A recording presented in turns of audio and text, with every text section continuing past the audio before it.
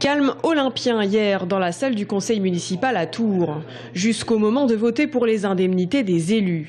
La majorité propose une hausse de 12% pour le maire et de 15% pour les adjoints. L'opposition n'a pas manqué de réagir.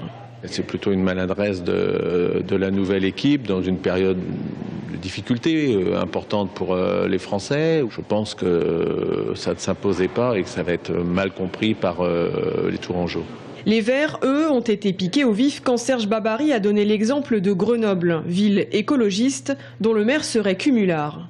J'ai bien entendu les arguments de monsieur Babary qui a parlé du maire écolo Éric Piolle, sauf que ce qu'il a avancé est faux.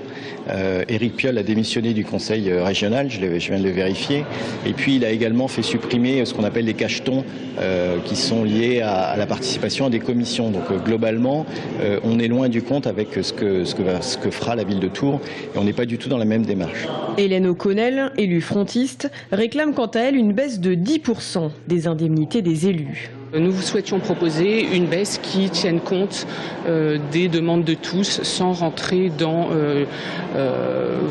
les démonstrations théâtrales ou les exagérations et qu'ils puissent ainsi prouver leur bonne foi en disant oui effectivement ça mettrait tout le monde d'accord. La majorité, elle, assume et se défend, arguments à l'appui. Quand en 2008 l'augmentation était de 15%, c'était normal.